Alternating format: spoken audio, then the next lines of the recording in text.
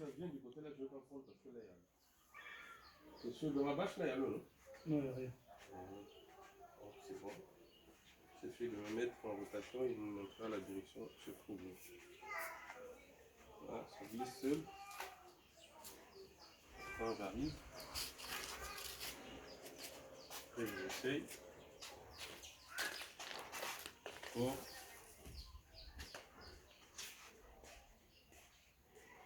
Normalement, il faut qu'il baisse seul.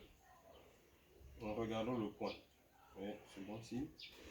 Après, non, au niveau derrière la voiture, là-bas, il n'y a pas une possibilité. je me mets un peu en retrait. Bon, c'est parce qu'il y a la voiture, je ne sais pas. Mais ici même, ça reste. Je vais vous expliquer après. D'accord.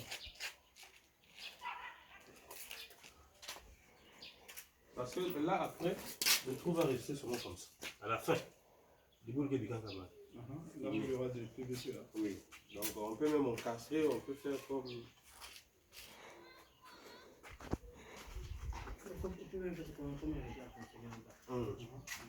Après, même, tout gars, si le maman va se mettre quand on va faire le pan, ça reste comme ça. Viens te mettre ici. Normalement, quand l'enfant va se mettre là, les paquets doivent se fermer. Pourquoi ça se ferme? Non, reste là-bas. Reste là. Tu peux sortir de n'importe quelle direction que tu veux. Quitte. Quitter de là. Sors de là. Repars. Pourquoi ce mouvement-là? En fait, c'est comme une charge sur le champ magnétique. Parce que de l'eau dégage de l'énergie. Et l'énergie dirige la baguette. Mais quand je me mets hors et que tu viens te mettre là, il y a l'énergie. L'énergie monte et ça dirige la baguette. Ça se ferme. Donc quand ça se ferme automatiquement, ça veut dire que c'est bon signe. C'est comme le verre d'eau que vous avez. Si j'arrive là, ça va se fermer.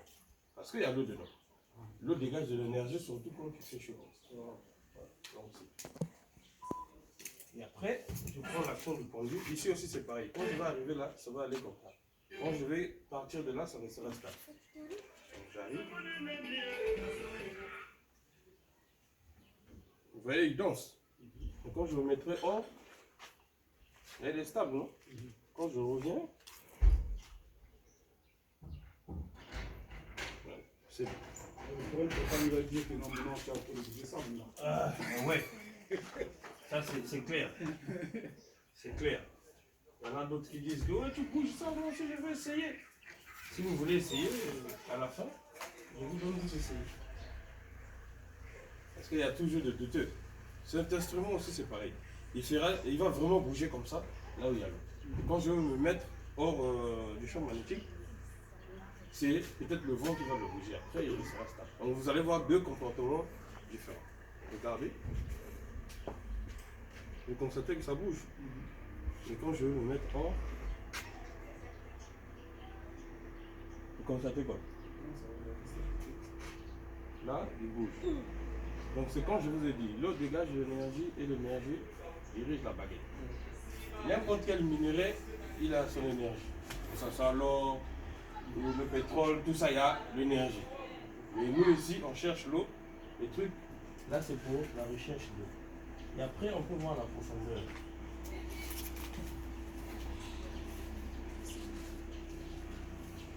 Il y a des doutes aussi. Il y en a d'autres qui disent que non.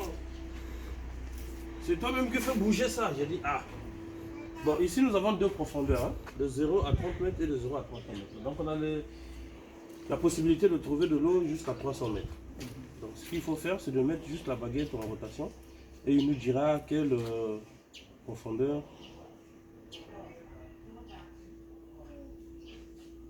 il faut. Voilà. Il bascule sur le grand tableau.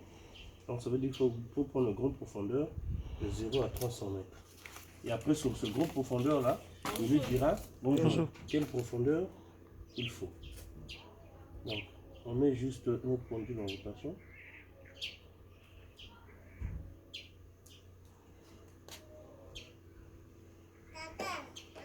Ouais mon ami.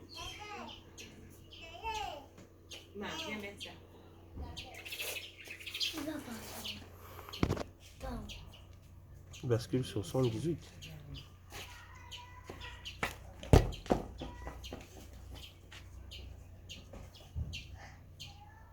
Voilà, il bascule sur 118 mètres.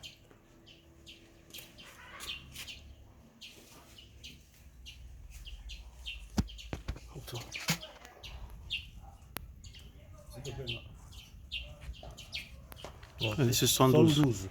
Il bascule sur 112. Mais étant que technicien de forage que nous sommes, on va ajouter 5 mètres de plus. Le fait de sortir les tiges de forage et mettre les équipements en PVC, le temps là, il peut avoir le volume.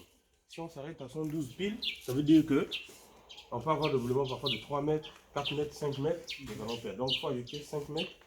Comme ça, quand vous allez perdre lors de l'éboulement, que vos 112 soient respectés. Bon, après, on a d'autres méthodes pour voir quand même la profondeur. Hein. Cet instrument va commencer à bouger. Quand ça va s'arrêter, ça veut dire que c'est la profondeur qu'il faut. Et puisque là, ça a déjà donné 112, ici, là, ça va donner peut-être 115, 118 par là. Mais là, tu le constateras comment. On va le faire 3 fois. Il va bouger seul. Il va commencer à bouger seul. Quand il va s'arrêter, vous allez compter, il va compter, on sait que c'est la profondeur qu'il faut. Dès qu'il va s'arrêter, vous allez me dire le nombre que vous avez eu, moi également. Donc quand tu bouges, je compte. Oui, dès qu'il va commencer à bouger, vous allez compter. Vous et lui et l'autre aussi, nous 4, on va compter. Quand il va s'arrêter, vous allez me dire vous avez eu combien, lui également, moi également. Après, on verra par rapport à ce qu'on a eu là-bas, ça va nous donner la marge. On va le faire 3 fois pour la profondeur. Après, on va dire bon, la profondeur sera telle profondeur. Donc, j'aimerais savoir à quelle profondeur se trouve ce nappe d'eau sous mes pieds.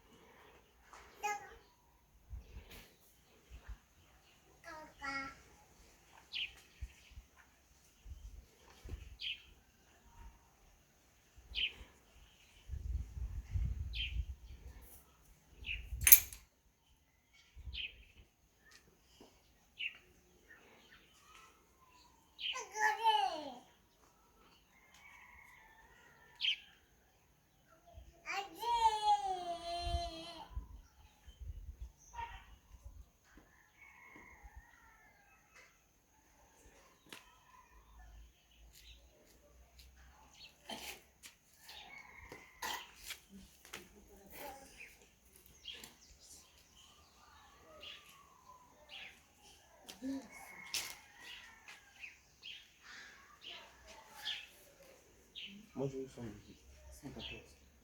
114. 115. Déjà, quand on est arrivé à 110, les mouvements commencent à changer. Vous pouvez revoir la vidéo. Il bougeait maintenant très lentement parce qu'il était presque arrivé. Et dès qu'on est arrivé à la profondeur, il s'est arrêté automatiquement. Donc ça, c'est notre deuxième méthode de chercher la profondeur. On va essayer une troisième méthode. Juste pour avoir la confirmation. Sinon, avec les deux méthodes là, on peut dire c'est bon. Donc cet instrument, un coup de pied vaut 1 mètre. À 112, 117, 118, il va arriver ici. Dans le cadre de ce métier, ça s'appelle choquer l'onde de choc. Les chercheurs d'eau, il y en a partout dans le monde. C'est une formation. Les trucs là, tu lui poses des questions, il te dit. Même les baguettes là. Je peux lui poser la question de quelle direction se trouve ici, tu vois, il va me montrer la direction. Donc, à l'époque, les anciens, ils utilisaient ça peut-être pour chercher des routes. C'est des méthodes empiriques. Donc, ce qu'on va faire, c'est un coup de pied vaut 1 mètre. Normalement, à 114, 115, 116, ça va arriver ici. Et après, on sait, là, on a eu 112, là, on a eu 100 machin. Donc, ça veut dire qu'il faut aller à 100. Donc, comme je dis,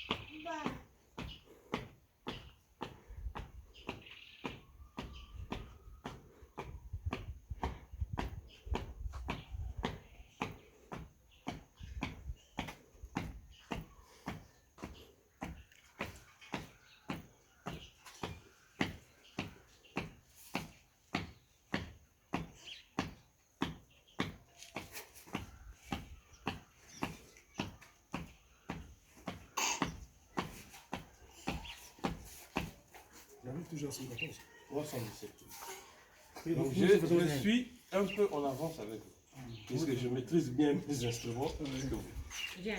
Donc, normalement, ici, Vous avez compté 114. On est toujours sur les 112. voilà. On a Donc, tous cette marche, quoi. En 110, 117, voilà, on est 110, 118. toujours dans la marge. Là. Donc, s'il faut, on peut arriver à 118. Parce que lorsqu'on va installer la foreuse, c'est mieux de dépasser un peu. Si on est pile, il y a des fois, quand on enlève les traitements de forage pour mettre les équipements, il y a des fois, il y a un peu de boulement, vous pouvez mettre 2 mètres, 3 mètres, des fois 5 mètres. Donc, pour éviter cela, voilà pourquoi nous allons caler le forage même à 112 mètres, et plutôt à 118 mètres. Comme ça, s'il faut perdre, on arrive à 112 automatiquement. Et le forage est respecté. Donc, quand on finit, on peut aussi voir quand même le débit et la qualité d'eau qu'on trouve sur place. Normalement, là c'est l'eau de la nappe phréatique. Nous avons des sources, nous avons etc. Donc moi, ce que je vais faire, c'est juste de mettre mon pendule au-dessus. Il me dira quelle qualité d'eau qu'on trouve ici. Si ce n'est pas la bonne qualité, on change d'endroit. Donc moi, je fais juste ça. Et le tableau me dira quelle qualité on trouve ici.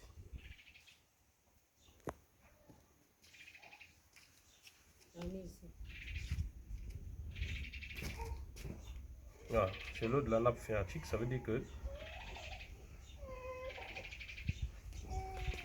c'est bon, pas de problème. Il y a bien. Et après, quand on finit, on va maintenant voir le débit. Naturellement, avant qu'on puisse brutaliser la terre, qu'est-ce que ça nous donne? Voilà. Donc, pour le débit, j'ai 3 tableaux. J'ai le petit, moyen et gros débit. Donc, moi, je mets juste mon pendule en rotation. Et le pendule nous dira quelle profondeur qu'il faut. Plutôt, quel tableau qu'il faut.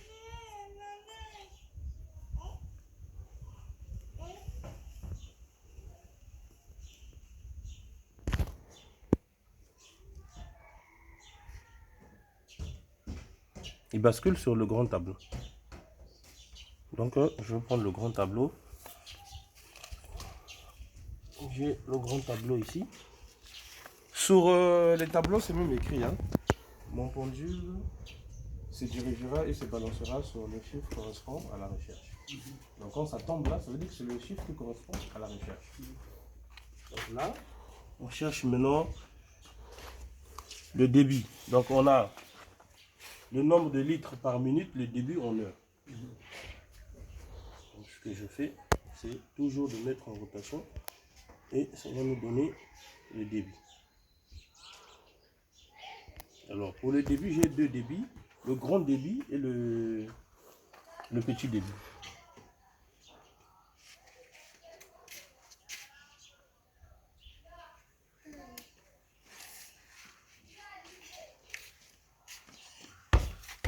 Alors, il me donne 23, non, il me donne 18,80 mètres cubes heure et 230 litres par minute.